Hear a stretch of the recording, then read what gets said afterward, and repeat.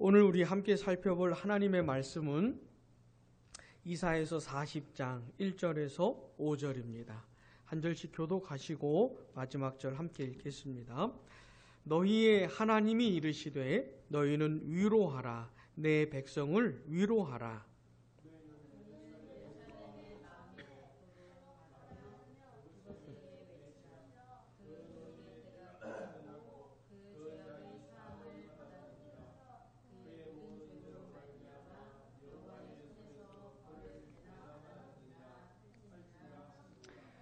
외치는 자의 소리여 이르되 너희는 광야에서 여호와의 길을 예비하라. 사막에서 우리 하나님의 대로를 평탄하게 하라.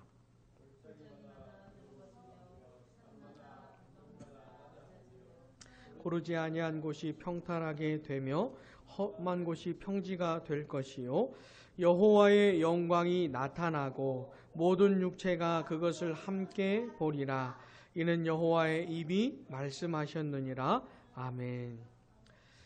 이사야서는 총 66장으로 되어 있는데 두 부분으로 나누자면 1장부터 39장까지, 그 다음 40장부터 66장까지 생각해 볼 수 있습니다.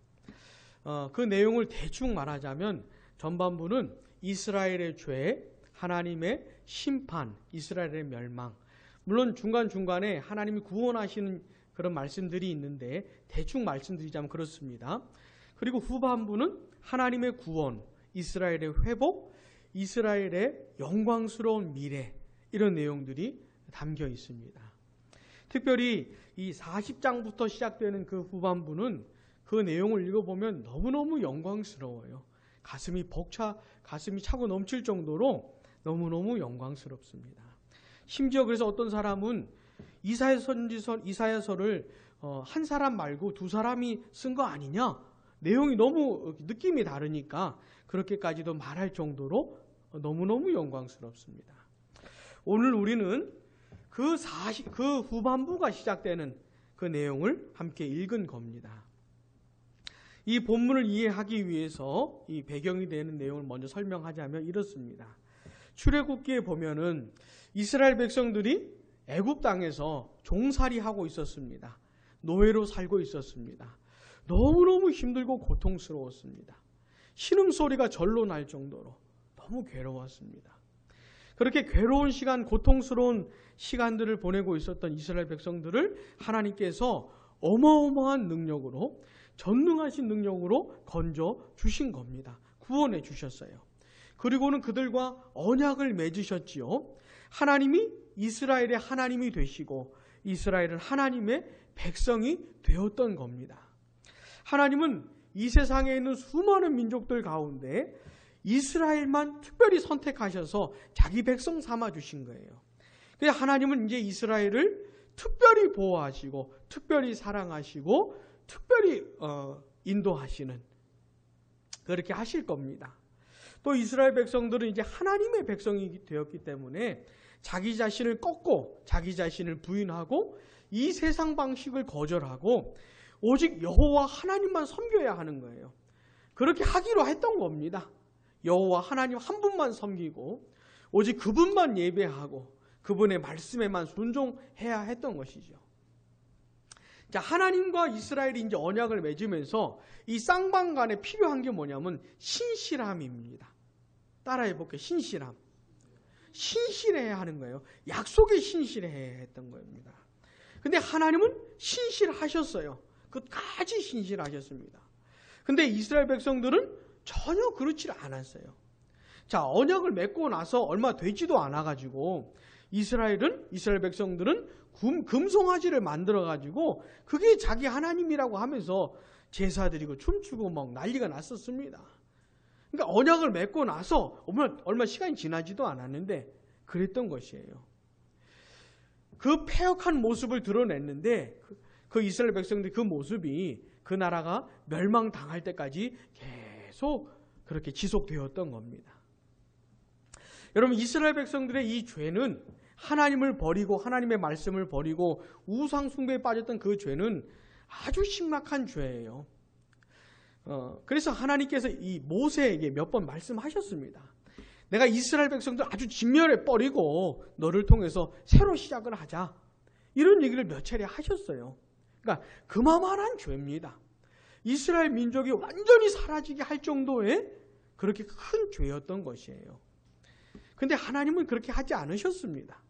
언약에 신실하셨기 때문에 그런 것이죠. 그러면서 끊임없이 그들에게 누굴 보내셨냐면 선지자들을 보내셨어요. 그러면서 그들을 통해서 그들의 죄를 지적하시고 그렇게 살면 안 된다. 하나님께로 돌아와야 된다. 너희들 그러다가는 멸망당한다. 이런 메시지들을 선지자를 통해서 전하게 하셨던 겁니다. 그 선지자들 중에 한 사람이 바로 이사야였지요. 이사야 같은 선지자. 이스라엘 백성들이 어떻게 했습니까? 선지자들의 외침을 거부했습니다. 귀를 닫아버리고 마음을 닫아버린 것이죠. 그렇게 이스라엘 백성들은 하나님을 버린 겁니다. 하나님의 말씀을 끝끝내 부인하고 거절했던 것이죠. 그래가지고 어떻게 합니까? 북이스라엘 같은 경우는 아수르에게 이미 150년 전에 망하고 남유다는 마저 바벨론에게 멸망당했던 겁니다. 자, 오늘 우리가 함께 읽은 이사야서 40장 1절에서 5절의 내용은 그렇게 멸망당할 이스라엘 백성들에게 하나님이 주시는 말씀인 거예요. 앞으로 그렇게 멸망을 당할 거예요. 그리고 바벨론 포로 생활 70년 포로 생활을 할 거고 그 다음에 하나님께서 그들을 구원하시겠다는 얘기를 하나님이 하시는 겁니다. 자, 이런 배경이 되는 내용을 좀 기억하면서 본문을 좀 보겠습니다. 1절과 2절 우리 한번 같이 읽어보겠습니다. 너희의 하나님이 이르시되 너희는 위로하라. 내 백성을 위로하라. 너희는 말하며 그것에게 외치라. 그 노역의 때가 끝났고 그 죄악이 사함을 받았느니라. 말미암아 여호와의 손에서 벌을 배나 받았느니라 할지니라 하시니라. 아멘. 자, 놀랍게도 하나님은 그 이스라엘 백성들을 내 백성이라고 말씀을 하신 거예요.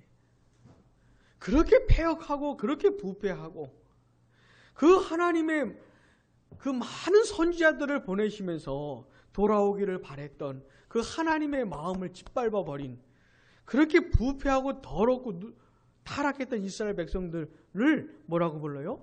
내 백성이라고 부르는 겁니다. 이제는 좀 치워버리고 다 끝내버리고 그렇게 해도 충분한 사람들인데 그들을 향해서 하나님은 여전히 내 백성이라고 부르는 겁니다. 여전히 하나님이 사랑하시는 사람들, 여전히 하나님이 붙들고 계시는 하나님의 백성이라고 이렇게 말씀을 하시는 거예요. 사랑하는 여러분, 우리 하나님이 얼마나 신실하신지 몰라요. 그 언약에. 이스라엘 백성들이 특별한 건 아무것도 없습니다. 이 사람들이 다른 민족들보다 특별한 게 아무것도 없어요. 근데 하나님이 이 사람들을 선택하신 거예요. 그저 하나님이 사랑하셔서 하나님이 기쁘신 뜻을 따라서 그렇게 선택하신 겁니다. 그리고는 계속 신실하시게 이 사람들을 대하시는 것이에요. 지금도 여전히 내 백성이라고 부르고 계신 겁니다. 그러면서 하나님께서 뭐라고 하시냐면 내 백성을 위로하라고 하시는 거예요. 위로하라, 위로하라 두 번 거듭해서 말씀하신 것은 이걸 강조해서 이렇게 하는 겁니다. 그러니까 크게 위로하라는 것이에요. 그리고 예루살렘의 마음에 닿도록 이스라엘 백성들의 마음에게 말을 하라는 거예요. 이스라엘 백성들이 그냥 건성으로 귀로 듣는 것이 아니고 그 사람들이 진짜 마음으로 들을 수 있도록 하나님이 그들을 위로하고 싶은 말씀을 마음으로 들을 수 있도록 하라고 하는 겁니다. 자, 이스라엘 백성들 어떤 사람들입니까? 심각한 죄를 짓고 또 지어서 밥 먹듯이 죄를 짓고 지어서 결국은 바벨론에게 멸망을 당해버렸어요.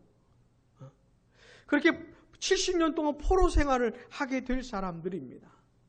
비록 그렇다 할지라도 그렇게 무너졌다 할지라도 다시 하나님의 큰 위로를 받아서 다시 일어날 수 있도록 이스라엘 백성들이 이렇게 심각하게 타락했지만 아주 낙심해버리고 절망해버려서 일어나지도 못할 정도로 그렇게 되지는 않도록 하나님이 다시 위로하신 걸 경험해가지고 다시 일어날 수 있도록 이렇게 하라고 하는 겁니다. 그들의 마음에 닿게 해서 그들이 다시 회복할 수 있도록 하시는 거예요. 그러면서 하나님께서 뭐라고 하십니까? 2절 보시면 그 노역의 때가 끝났다는 게 뭐냐면 바벨론 포로 생활 70년이 끝날 것이다. 끝났다 이런 얘기입니다. 그리고 그 죄악이 사함을 받았느니라. 그의 모든 죄로 말미암아 여호와의 손에서 벌을 배나 받았느니라. 벌을 배나 받았다는 게 무슨 말이냐면 충분히 받았다는 거예요. 벌을 충분히 받았다는 겁니다. 자, 이스라엘이 죄를 짓고 바벨론에게 멸망당해서 70년 포로 생활을 하잖아요. 이게 충분한 기간이라는 겁니다. 근데 이걸 이렇게 오해하시면 안 돼요. 이 이스라엘 백성들의 죄가 70년짜리 죄였구나. 이 사람들이 70년만 포로 생활하면 용서받을 수 있는 죄였구나. 이렇게 생각하시면 안 됩니다. 이스라엘 백성들은 결코 70년짜리 죄를 지은 게 아니에요. 그들은 영원히 멸망해도 마땅한 죄를 지은 거예요. 근데 이건 하나님이 보실 때 이렇게 바라봐 주시는 겁니다.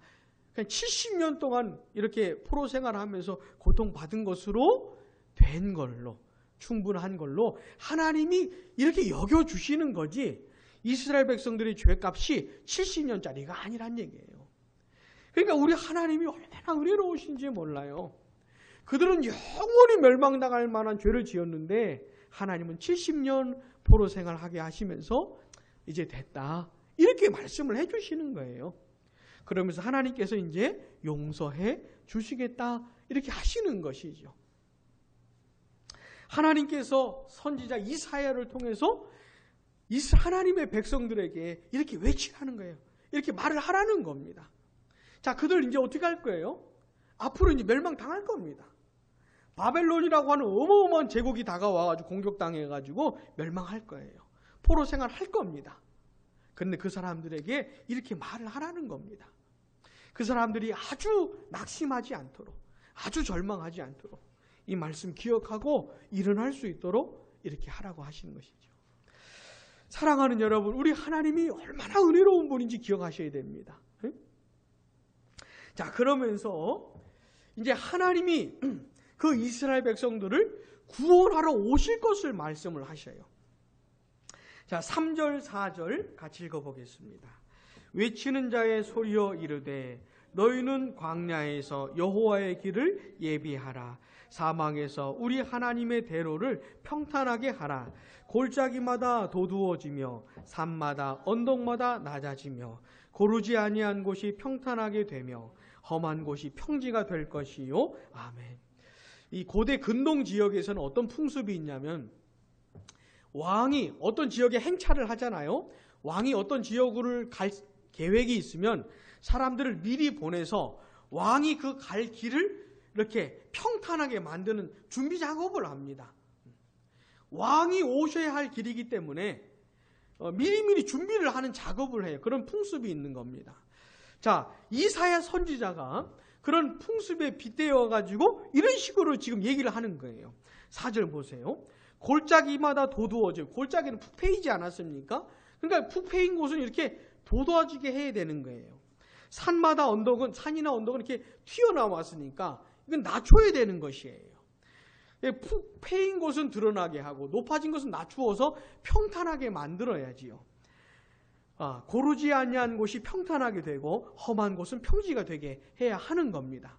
자, 이제 이스라엘 백성들이 왕이 오실 거기 때문에 이 사람들이 바벨론 포로 생활하고 있는 중에 있기 때문에 이제 그들을 구원할 왕이 오셔야 되기 때문에 왕이 오셔서 그들을 구원할 거기 때문에 왕이 오시는 길을 어떻게 해요? 준비하라는 겁니다. 이게 그 얘기예요. 평탄하게 하라는 겁니다. 혹시 그런 만화 영화 보셨습니까? 그 왕이 이제 행차하는데 왕 앞에서 이제 사람이 앞장서서 가면서 뭐라고 소리를 지르냐면 make a way 이렇게 말합니다. 길을 예비하라 이런 얘기죠. 지금 그 얘기하는 겁니다. 자, 이스라엘 백성들 지금 포로 생활하고 있어요. 할 거예요. 그들을 구원할 이스라엘의 왕이 오실 겁니다. 이제 앞으로 그 길을 어떻게 해요? 준비하라고 하는 겁니다. 특별히 3절에 보시면은 너희는 광야에서 여호와의 길을 예비하고 사막에서 우리 하나님의 대로를 평탄하게 하라. 광야나 사막은 지금 이스라엘 백성들이 얼마나 황폐하고 고통스러운 시간을 보내고 있는지를 비유적으로 말하고 있는 표현인 것이에요. 지금 그런 상태에 있지만 하나님께서 오신다는 겁니다.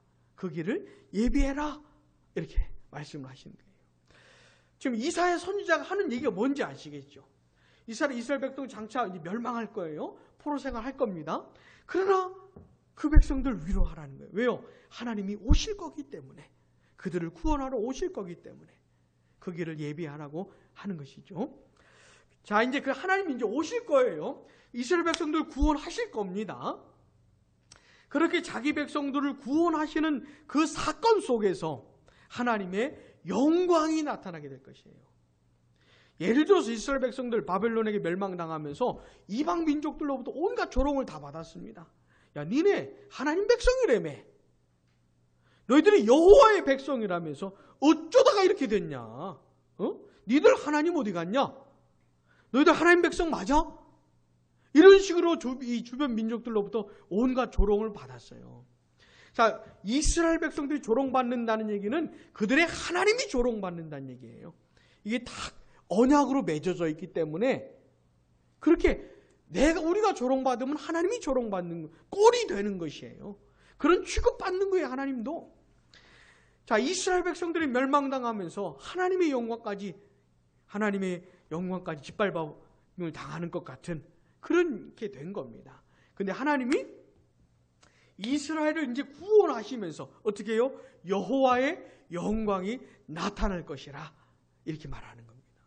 하나님이 자기 백성을 구원하시는 사건 속에서 하나님의 영광이 나타나게 되는 겁니다. 지금 이사야 선지자가 이렇게 예언을 하는 것이에요. 그러면서 모든 육체가 그것을 함께 볼 것이다. 이렇게 예언을 하고 있는 겁니다. 이러면서 막 이사야서 후반부가 너무너무 영광스러운 그 후반부가 이렇게 시작이 되는 것이에요. 이렇게. 자, 이 이사야 선지자의 예언이 어떻게 성취가 되냐면 제일 먼저는 이 멸망당해서 바벨론 포로 생활했던 이스라엘 백성들이 구원받아서 예루살렘으로 돌아오는 그 사건을 통해서 성취가 됩니다. 자, 이스라엘을 멸망시킨 바벨론 어느 나라에 멸망당하죠? 페르시아에게 멸망을 당합니다.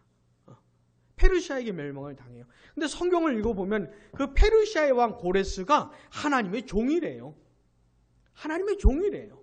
그러니까 하나님이 페르시아를 자기 종처럼 사용하셔가지고 이스라엘을 멸망시킨 바벨론을 하나님이 멸망시킨 겁니다. 그리고는 이스라엘 구원하셔서 다시 예루살렘으로 옛날 땅으로 돌아오게 하시는 것이에요. 자, 그 사건을 통해 하나님의 영광이 나타난 겁니다. 자, 바벨론 왕 그 느부갓네살 같은 경우는 어느 날 이제 자기 궁전에 옥상에 이제 올라가가지고 딱 보면서 자기가 건설한 이 궁궐들, 이 제국을 딱 보면서 야, 이 어마어마한 제국을 누가 세웠냐 도대체. 그러면서 내가 한 거 아니냐 이런 식으로 굉장히 뻗대요. 굉장히 자기 자랑을 하는 그런 시간을 보내요. 그때 하나님께서 느부갓네살에게 말씀을 하시면서 느부갓네살의 그 교만을 확 꺾어버립니다. 7년 동안이나 정신병자로 살게 만드시면서 그 다음 제정신 돌려주시거든요. 그럼 느부갓네살이 내가 한 것이 아니구나. 그리고 여호와 하나님의 권위를 인정하는 일이 벌어져요. 그러니까 느부갓네살, 이 바벨론이 얼마나 교만했는지 몰라요. 얼마나. 근데 그 교만한 바벨론의 콧대를 페르시아라고 하는 새로운 나라를 통해서 꺾어버리시는 거예요. 그러면서 이스라엘 백성도 구원을 하시는 것이죠.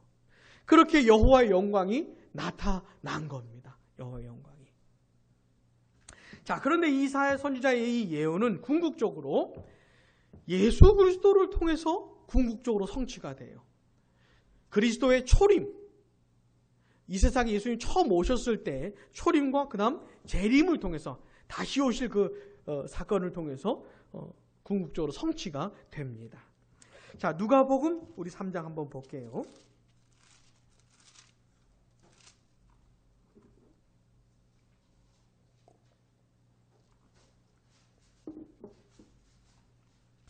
누가복음 3장 3절부터 6절입니다. 이제 예수님께서 이 세상에 오셨는데 그 예수님보다 먼저 태어났던 사람이 세례 요한입니다. 이 세례 요한이 먼저 사역을 시작을 해요. 예수님이 오시는 길을 준비했던 겁니다. 자, 3절 보시면 요한이 요단강 부근 각처에 와서 죄 사함을 받게 하는 회개의 세례를 전파하니 아멘. 자, 세례 요한이 예수님보다 먼저 와서 어떤 사역을 하냐면 사람들로 하여금 회개케 하는, 자기들의 죄를 자복하게 만드는 그런 사역을 합니다. 이거 되게 중요한 사역이에요. 세례 요한 다음에 이제 예수님이 이제 오시고 예수님이 사역을 시작할 겁니다. 그리스도 메시아로서 사역을 시작할 건데 그 사역을 어떻게 준비해야 하냐면 사람들로 하여금 회개하게 하면서 자기 죄를 자복하게 만들면서 그걸 준비하게 하는 거예요. 근데 그 세례 요한의 사역을 이사야서 40장 3절, 4절, 5절의 예언을 가지고 딱 적용을 시켜요. 자, 4절부터 6절까지 같이요 읽어보겠습니다. 선지자 이사야의 책에 쓴 바 광야에서 외치는 자의 소리가 있어 이르되 너희는 주의 길을 준비하라. 그의 오실 길을 곧게 하라. 모든 골짜기가 메워지며 산과 작은 산이 낮아지고 굽은 것이 곧아지고 험한 길이 평탄해질 것이요 모든 육체가 하나님의 구원하심을 보리라 함과 같으니라. 아멘. 이사야서 40장 3절, 4절, 5절의 말씀을 딱 인용을 해가지고 세례 요한에게 딱 접목을 시키고 적용을 하고 있는 겁니다. 자, 3절, 4절, 5절의 이사야서 40장 그 내용이 뭐냐면 이제 하나님의 이스라엘의 왕이 오실 거예요. 자기 백성 이스라엘을 구원하러 그 이스라엘의 왕이 이제 오실 겁니다. 그 이스라엘의 왕이 오시는 길을 준비해라. 이제 그 왕이 오셔서 자기 백성들을 구원하시고 구원하시는 그 사건 속에서 여호와의 영광이 나타날 것이다. 이런 예언을 했는데 그 예언이 세례 요한에게 적용이 되고, 그러니까 세례 요한은 지금 누구를 준비한 겁니까? 이스라엘의 왕이 오실 길을 준비한 것이에요. 이스라엘의 왕이 오실 길.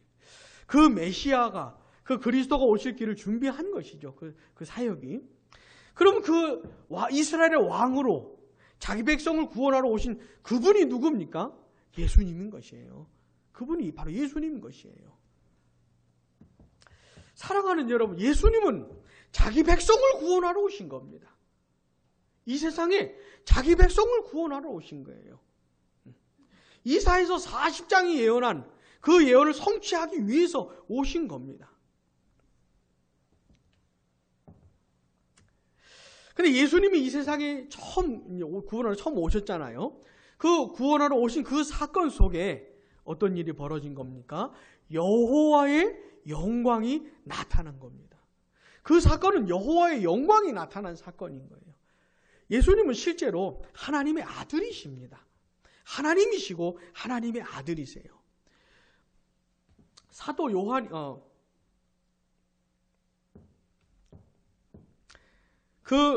요한복음 한번 볼까요?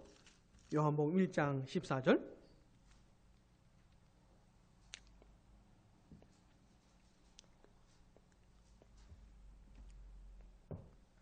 1장 14절 한번 같이 읽어보겠습니다. 말씀이 육신이 되어 우리 가운데 거하심에 우리가 그의 영광을 보니 아버지의 독생자의 영광이요 은혜와 진리가 충만하더라. 예수님이 사람으로 오셔서 이렇게 사람들과 함께 사셨거든요.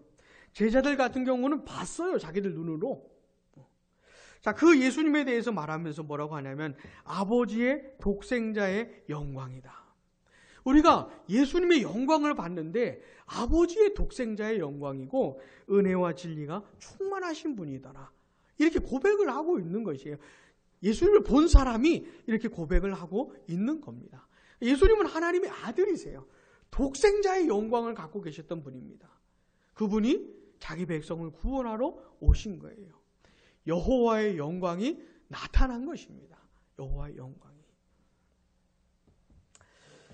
자, 근데 예수님이 오셨는데, 예수님이 오실 길을 세례 요한이 준비했잖아요.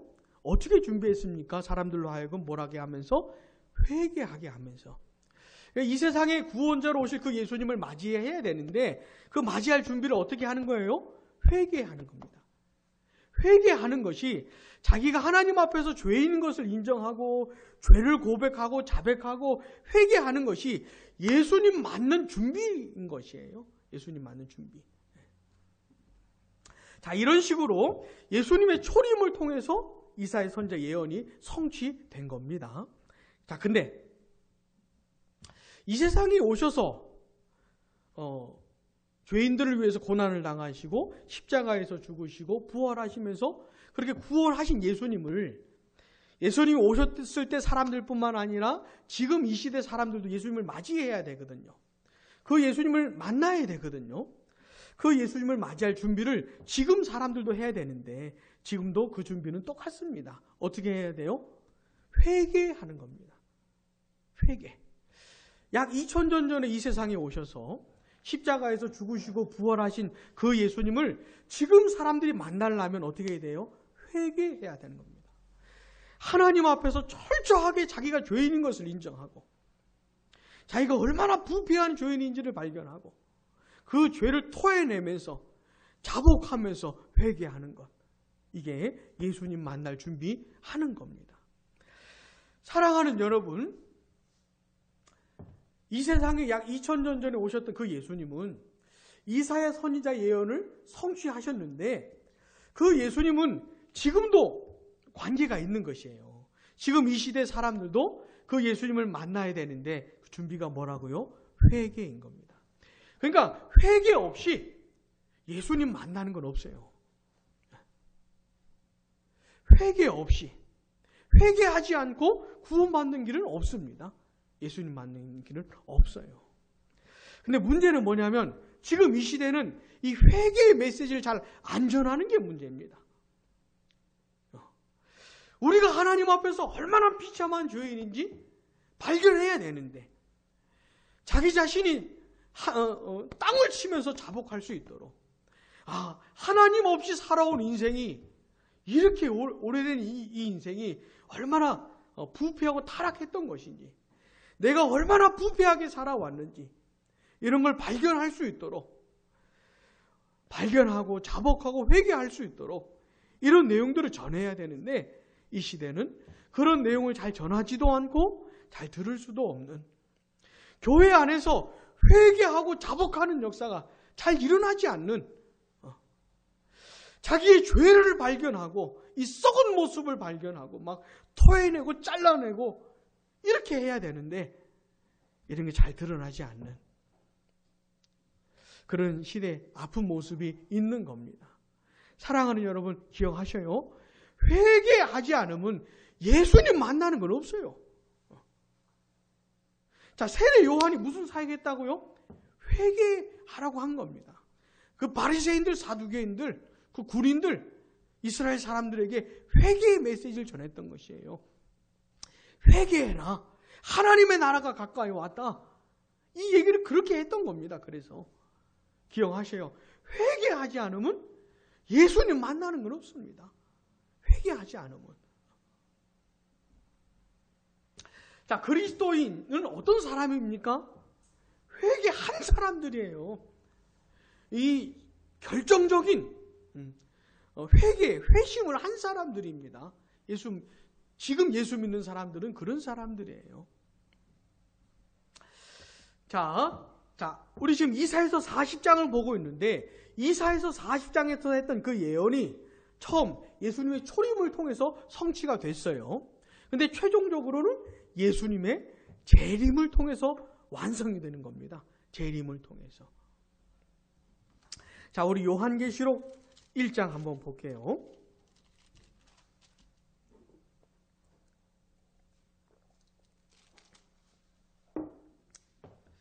요한계시록 1장 7절 우리 한번 같이 읽어보겠습니다. 볼지어다 그가 구름을 타고 오시리라. 각 사람의 눈이 그를 보겠고 그를 찌른 자들도 볼 것이요 땅에 있는 모든 족속이 그로 말미암아 애곡하리니 그러하리라. 아멘. 네. 볼지어다 이건 감탄사예요. 이제 엄청나게 놀라운 일을 이제 말해줄 건데 그 전에 볼지어다 이렇게 하는 겁니다. 그가 구름을 타고 오실 것이다. 여기서 그는 누굽니까? 예수님을 말씀하시는 거예요. 예수님이 구름을 타고 오실 거라는 겁니다. 자, 지금 이 말씀 전에 이미 예수님은 죽으시고 부활하시고 승천하시고 하나님 보좌 우편에 앉으셨어요. 자, 지금도 예수님은 하나님 보좌 우편에 계세요. 그분이 다시 오실 것을 말하는 겁니다. 지금 예수님은 하늘에 계시지만 언젠가 다시 오실 거예요. 자, 제가 질문 하나 할게요. 예수님이 이 세상에 다시 오실 때 우리가 우리 눈으로 예수님을 볼 수 있을까요? 없을까요? 이건 볼 수 없을 거라 이런 얘기죠. 여기 1절, 7절에 보니까 다 볼 것이라고 그러잖아요. 예? 각 사람이 눈이 그를 보겠고 그를 찌른 자들도 볼 것이요 이렇게 말하잖아요. 자, 볼 겁니다. 왜냐하면 예수님은 육체적인 재림을 하실 거기 때문에 부활하신 그 영광스러운 몸을 가지고 예수님이 다시 오실 거기 때문에 볼 겁니다. 근데 그 예수님이 뭘 타고 오신대요? 구름을 타고 오신다는 겁니다. 뭘 타고 온대요? 구름을 타고 온다는 거예요. 우리 구름을 타고 다녔던 그 인물이 있었죠. 인물인가 하여튼 이제 동안지 하여튼 이야기 스토리 중에 손오공이라고 하는 하여튼 사람인지 하여튼 구름 타고 다녔잖아요. 여기 말하는 구름 타고 온다는 건 손오공처럼 다 구름을 타고 그런 얘기가 아니고 이 구름이라고 하는 건 구약 성경에서부터 하나님의 영광스러운 임재를 말할 때 이 구름이라는 표현을 써요. 그런 매개물입니다. 그러니까 구름을 타고 오신다는 것은 너무너무 영광스럽게 오신다는 거예요. 우리 예수님이 이 세상에 처음 오실 땐 아기 예수로 그 어린 아이로 이렇게 오셨지만 다시 오실 때는 만왕의 왕으로 온 세상 만물을 만드시고 다스리시는 그 영광의 왕으로 다시 오실 겁니다. 그러니까 예수님이 다시 오시는 이 영광스러운 모습을 상상도 할 수가 없어요. 표현도 할 수가 없어요. 그렇게 영광스럽게 오실 겁니다. 근데 그 예수님의 모습을 다 보게 된다는 거예요. 다. 예수님의 재림에서 벗어날 인간은 아무도 없습니다. 아무도 없어요. 예수님이 그렇게 다시 오셔서 하나님도 모르고 예수님을 믿지 않고 지 멋대로 살고 자기 본성 따라 살고 그렇게 수많은 죄 지으면서 못되게 살았던 그 모든 사람들 그리고 그 악한 세력의 지도자였던 그 마귀 거짓 선지자들 온갖 그러니까 그 악한 모든 것들을 우리 예수님께서 다시 오셔서 완전하게 심판하시는 것입니다. 그러면서 자기 백성을 완전한 구원으로 인도하시는 것이에요. 근데 어떻게 해요? 너무너무 영광스럽게 오시는 겁니다. 자, 그 예수님의 재림을 통해서 이사야서 40장의 예언, 여호와의 영광이 나타날 것이다. 이게 완성이 되는 것이에요. 예수님 이 세상에 다시 오시는 그날 하나님의 영광이 찬란하게 빛날 겁니다. 하나님의 백성들에게는 큰 감당할 수 없는 기쁨이 될 것이고 하나님을 거절했던 사람들에게는 무시무시한 순간이 그 영광이 너무 찬란해서 버틸 수가 없는 그런 공포스러운 영광이 될 것입니다. 자, 오늘 우리는 이사야서 40장의 예언을 살펴봤는데 이미 많이 성취가 됐어요. 예수님의 초림을 통해서도 성취가 됐어요. 한 가지가 남았죠. 뭐가 남았습니까? 예수님의 재림이 남은 것이에요. 자, 예수 믿는 우리는 지금 어떤 사람들입니까? 그 예언의 성취를 경험해서 예수님 믿고 구원받은 사람이지만 아직 최종적인 성취는 남은 것이죠. 뭐예요? 다시 오실 예수님인 것이죠. 자, 우리는 이미 예수님을 만났어요. 예수님을 맞이했어요. 근데 우리는 어떻게 해야 됩니까? 다시 오실 예수님을 맞이할 준비를 해야 되는 거예요. 자, 한번 보세요. 우리는 회개함으로 그 예수님을 만났잖아요. 그럼 장차 오실 그 예수님을 맞이해야 되는데 우리 준비해야 되지 않습니까? 그럼 우리가 어떻게 준비해야 됩니까? 우리는 회개함으로 예수님을 만났는데 그럼 다시 오실 예수님은 우리가 어떻게 만날 준비해야 되죠? 어떻게 해요? 따라해 보겠습니다. 거룩함. 거룩함이에요. 거룩함이 없이는 다시 오실 예수님을 만날 수가 없을 겁니다. 거룩함이 없이는. 다시 오실 예수님 생각하면서 우린 각성하고 깨어 있어야 되는 것이에요. 그 예수님 만날 준비하면서 각성하고 깨어서 내 죄성과 싸우면서 죄와 싸우고 마귀와 싸우고 세상과 싸우고 거룩을 택하면서 거룩하게 살면서 예수님 만날 준비해야 하는 겁니다. 사랑하는 여러분, 이사야 선지자 예언을 따라 여호와의 영광이 찬란하게 나타날 그날 예수님의 재림을 사모하시면서 그때를 준비하시기 바랍니다. 자, 내일 며칠이에요? 무슨 날이에요? 무슨 날? 성탄절 무슨 날? 우리 세안이는 끝까지 예수님 생일이라 그러는데 예수님 생일 아니요. 예수님이 12월 25일에 태어났다는 얘기가 아닙니다. 어떤 사람은 케이크 딱 준비해가지고 노래하면서 예수님 생일 축하한다 그러는데 12월 25일 예수님 태어난 날이 아니고 사실은 예수님이 언제 태어났는지는 그 날짜는 잘 몰라요. 몇 월 며칠이라고 추측하는 사람들이 있지만은 정확히 알 수는 없어요. 근데 분명히 아는 건 뭡니까? 태어나신 건 분명히 아는 것이죠. 우리 집사님 기도하셨던 것처럼 예수님 태어나신 거를 기억하고 축하하는 날을 12월 25일로 잡은 겁니다. 무슨 말인지 알겠죠? 그리고 오늘 아침 뉴스를 보니까 저기 이라크에서도 성탄절을 축하하는 성탄 추리도 만들고 막 그래요.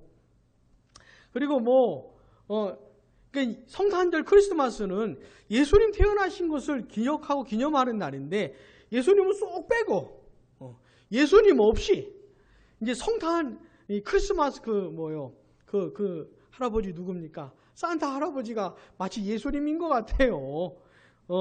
산타 할아버지 딱 등장해가지고 그렇게 막 좋아하고 즐거워하고 막 그러는데 그런 게 아니고 성탄은 있잖아요. 여호와의 영광이 나타난 날을 기억하는 겁니다. 그러니까 예수님 빼면 아무 의미 없어요. 예수님 없이 사랑, 평화 이런 거 얘기하는 날이 아닌 겁니다. 자, 내일 무슨 날? 크리스마스잖아요. 우리 누굴 기억해야 돼요? 예수님을 기억해야 되는 겁니다.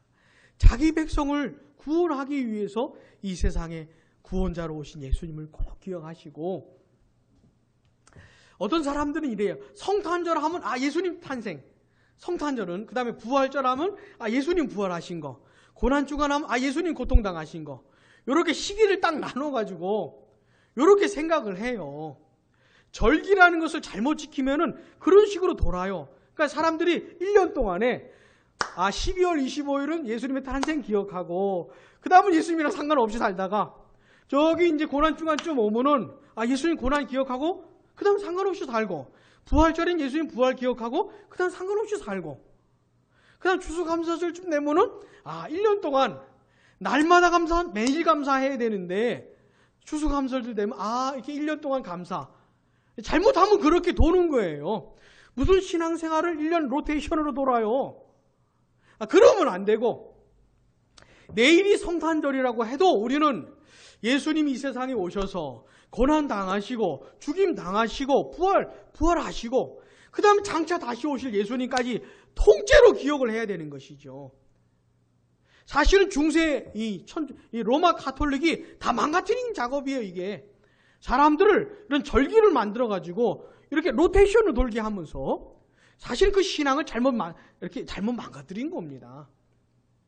종교개혁자들이 종교개혁을 하면서 이거 사실은 다시 되돌려 놓은 것이에요. 사실은.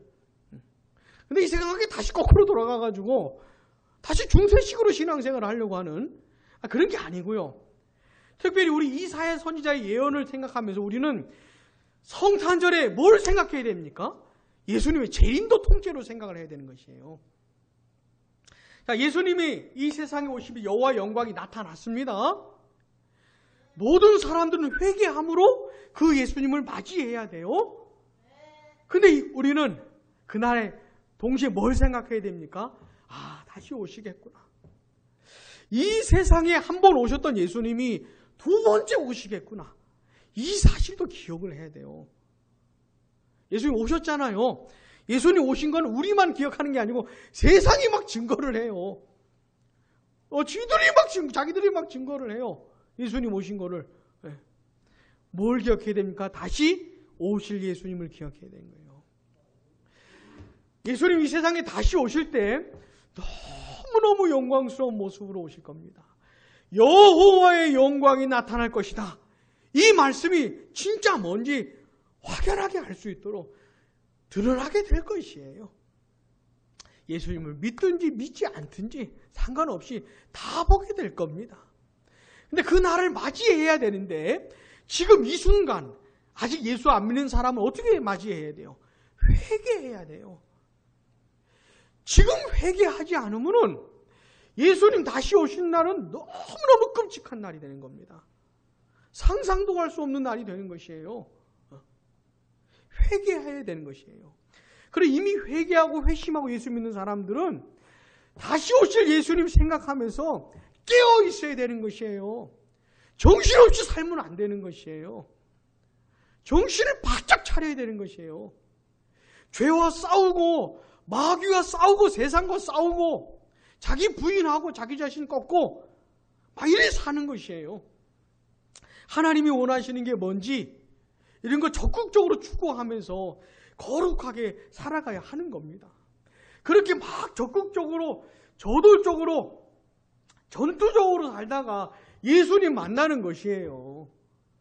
그래서 살다가 예수님 만나는 것이지 예수님하고 예수님 믿는다고 말하면서 예수님하고 상관없이 그냥 내 생각 내 방식대로 이 세상에 젖어서 딱 살다가 예수님 언제 다시 오실지도 모르는데 어느 날 딱 만난 그런 게 아니고 매일 준비한다는 건 뭐냐면 난 예수님 다시 오실 거 좋아 바라봐요 준비해 말만 하는 게 아니고 실제로 삶으로 막 전투하면서 싸우면서 이렇게 살면서 준비하는 겁니다.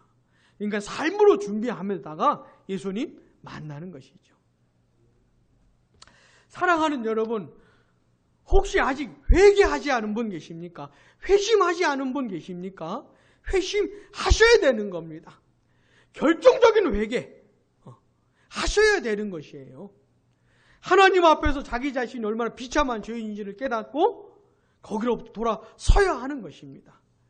철저하게 자기 중심적으로 살았던 과거를 버리고 하나님 중심적인 삶으로 확실히 되돌아서야 하는 것이에요. 뿐만 아니라 사랑하는 여러분, 우리 예수님 반드시 오십니다. 다시 오셔요. 지금 이 시대 수많은 사람들이 예수님을 무시하고 심지어 교회도 예수님 무시하는 것 같지만 그러나 예수님은 다시 오십니다. 다시 오실 예수님 바라보면서 삶으로 준비하시기 바랍니다. 죄와 싸우면서 마귀와 세상과 싸우면서 날마다 싸우면서 그렇게 막 기진맥진한 모습으로 너무너무 싸워서 지치고 피곤한 모습으로 예수님 만나야지. 그래야 예수님이 감격스러운 거지요. 부디 다시 오실 예수님 바라보면서 그렇게 사는 우리가 되기를 바랍니다. 기도하겠습니다.